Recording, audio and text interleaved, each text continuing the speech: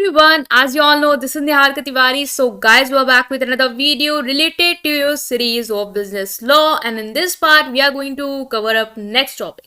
तो उससे पहले वाले पार्ट्स अगर आपने नहीं देखे हैं, जो कि बहुत इंपॉर्टेंट टॉपिक्स हमने कवर किए हैं from your exam point of view, so please check out करेंगे अगर आपका एग्जाम है तो।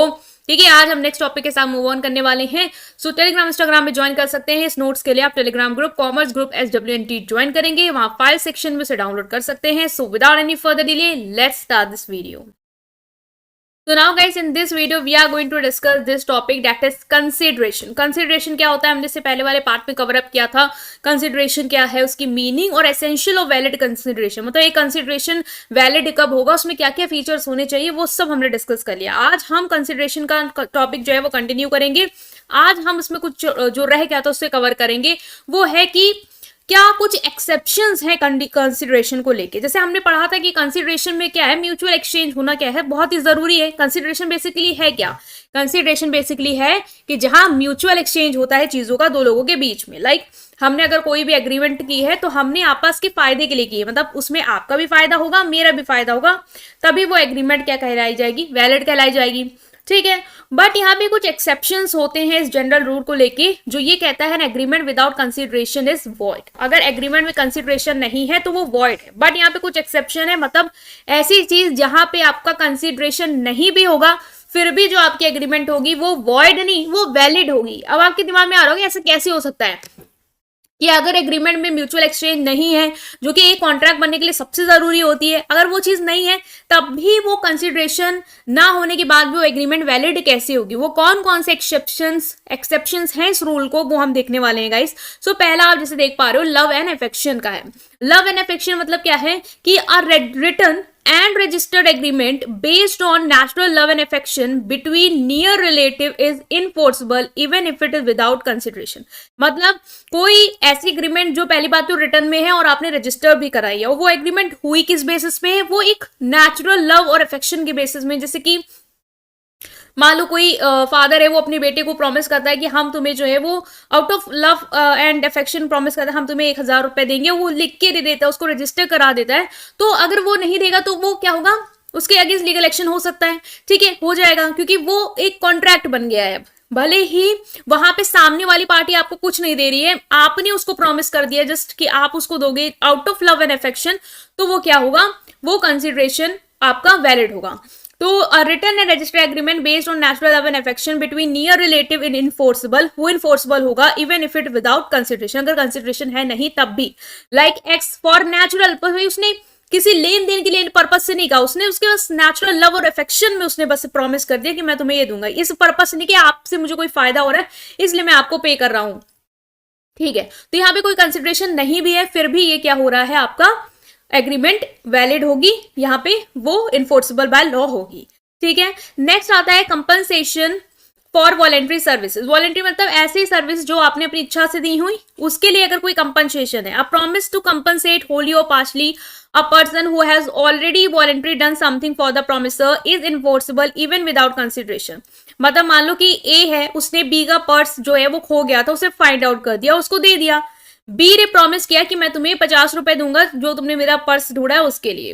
तो यहाँ पे जो ए है उसने आपसे कोई एग्रीमेंट नहीं की थी कि मैं आपका पर्स मतलब आपका पर्स जो है वो अगर ढूंढ के देता हूं तो आप मुझे 50 रुपीज देना, मतलब वहां पे कोई म्यूचुअल एक्सचेंज और इस सब चीजों की बातचीत नहीं हुई थी। वो उसने ढूंढ के दे दी अपने आप से, उसने कुछ कर दिया वॉलंटरी आपके लिए, और आपने फिर आउट ऑफ उसके कंपनसेशन के लिए आपने बस उसको प्रॉमिस कर दिया कि मैं तुम्हें जो है वो पैसे दूंगा। तो ये भी क्या हो गया, ये भी एक, यहाँ पे भी आपकी जो एग्रीमेंट है वो वैलिड हो जाएगी इस तरीके की।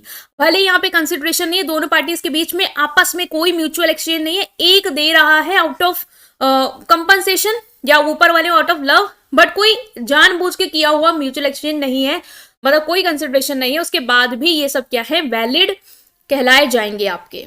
ठीक है, ये सब एग्रीमेंट जो भी होंगी वो वॉइड नहीं होंगी, वो कॉन्ट्रैक्ट वॉइड नहीं होंगी, वो वैलिड होंगे। ठीक है, नेक्स्ट है प्रॉमिस टू पे अ टाइम barred debt.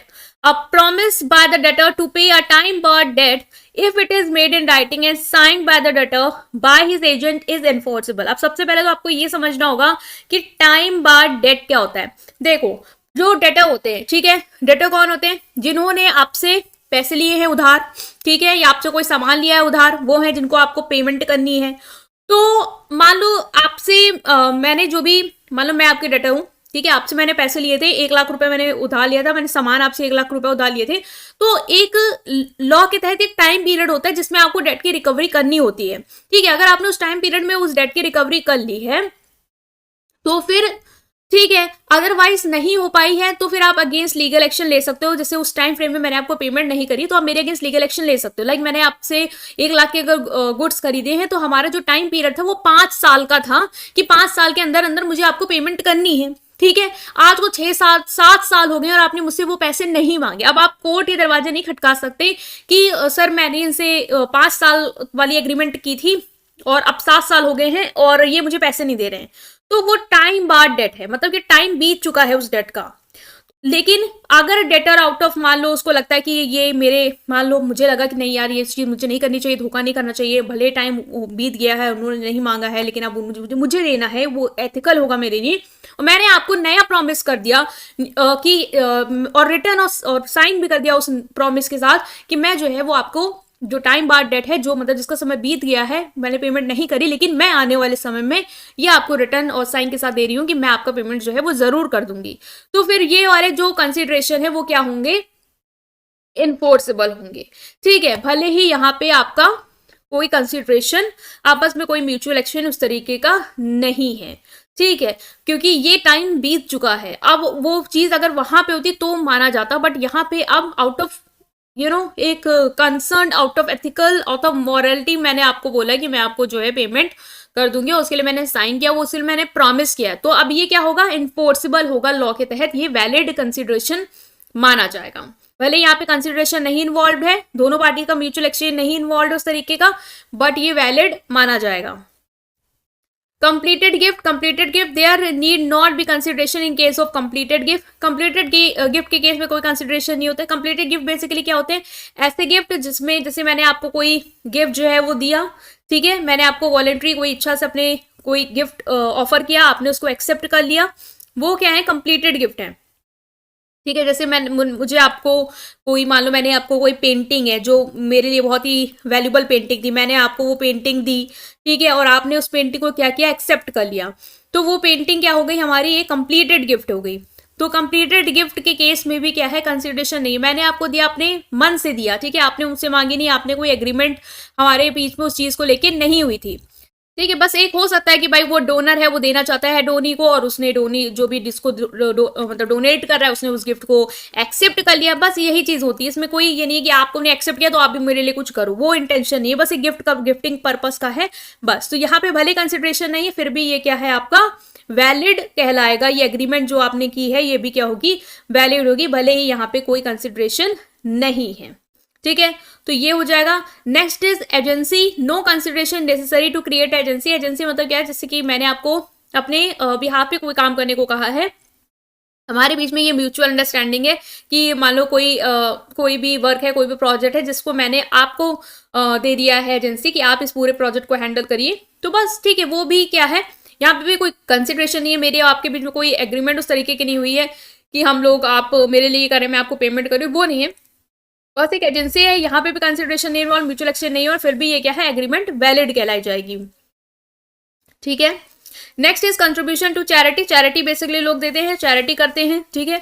तो जो भी चैरिटी पर्पस से होता है वो भी क्या है, उसमें भी आपका कोई कंसिडरेशन नहीं इन्वॉल्व होता है। आप अगर चैरिटी कर रहे हैं, किसी को कुछ दे रहे हैं इन चैरिटी, तो वो आपका एक वे हो सकता है, तो वो आपका एक वे हो सकता है, ठीक है, लोगों को ट्रीट करने का। आपको उनकी लगती है आपको कि उनकी नीड है और मेरे तरफ से कोई मदद हो सकती है, तो आप बस आउट ऑफ दैट वो कर रहे हैं। तो आप किसी पर्पज से नहीं करें कि मुझे ये कोई फायदा दे देंगे, मैं अगर उनको चैरिटी दे रहा हूँ तो मुझे भी कुछ इन रिटर्न मिल जाएगा, तो वहां पे भी कंसिडरेशन इन्वॉल्व नहीं है, देन टू ये एग्रीमेंट क्या होंगी, वैलिड कहलाई जाएंगी। तो एग्रीमेंट ये वाला था कि contract without consideration is void, लेकिन कुछ एक्सेप्शन होती है, मतलब कुछ ऐसे एक्सेप्शन होते हैं जहां पे कंसिडरेशन ना होने के बाद भी वो चीजें क्या होंगी, वॉइड नहीं होंगी, राइट। सो ये सारी चीजें क्या हैं, ये जो बनाती है आपके कंसिडरेशन मतलब क्या है कि अगर एग्रीमेंट में कंसिडरेशन नहीं भी है तब भी वो क्या है, इन केसेस में वैलिड कहलाई जाएंगी। ठीक है, तो लव एंड अफेक्शन का समझ गए होंगे आप, कंपनसेशन फॉर वॉलंटरी सर्विस समझ गए होंगे, प्रॉमिस टू पे अ टाइम बार डेट। देखो भाई यहाँ पे टाइम बार डेट में यही है कि आपको टाइम बीत चुका है, आप नहीं भी पे करते तो भी हो जाता है, लेकिन डेटर ने मॉरलिटी को देखा, उसने देखा कि नहीं यार ये चीज अनएथिकल होगी, ठीक है मुझे देना चाहिए उन्हें पैसे, उसके बाद उसने प्रॉमिस किया, साइन किया, तो अब वो चीज जो उसने साइन करके प्रॉमिस कर रही थी अब वो इन्फोर्सेबल हो गया। ठीक है, तो यहाँ पे उसको आप कोई नई चीज नहीं मिल रही है कि कोई अपना फायदा उसको हो रहा है, म्यूचुअल एक्सचेंज उसके लिए अब हो रहा हो, इसलिए वो चीज वो कर रहा है, तो कंसिडरेशन नहीं है फिर भी वो कर रहा है। ठीक है, कंप्लीटेड गिफ्ट का भी वही है कि आपने वॉलंटरी किसी को कोई अपनी मान लो कोई प्रॉपर्टी ट्रांसफर कर दी है, अब वो उसके नाम पे हो गई, अगर आप आगे जाके उससे वो छीनते हो तो लीगल एक्शन आपके अगेंस्ट लिए जाएंगे। तो बट आपने जब वो किया तो कोई कंसिडरेशन इन्वॉल्व नहीं था, आपको कुछ उससे नहीं मिल रहा था, बट आपने कर दिया, वॉलंटरी कर दिया, आपकी अपनी इच्छा से कर दिया। ठीक है, तो वो भी क्या है, एक वैलिड एग्रीमेंट के तहत आ जाएगी।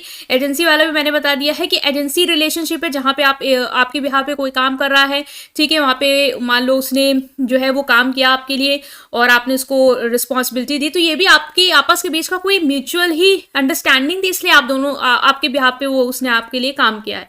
ठीक है, तो वहां पे भी एक लीगल रिलेशनशिप जो है वो एक तरीके से आपका यहाँ पे क्रिएट हो गया। अब उसको कोई फायदा नहीं, आपको कोई फायदा नहीं है, बस यहाँ पे एक म्यूचुअल अंडरस्टैंडिंग है, उस बिहाफ पे वो आपके लिए क्या कर रहा है, वर्क कर रहा है। तो यहाँ पे कोई म्यूचुअल एक्सचेंज या कंसिडरेशन नहीं, आप उसको कोई पैसे नहीं दे रहे हैं उस काम के लिए, बट वो एक तरीके से हो रहा है और ये भी वैलिड होगा, ठीक है, लीगल होगा।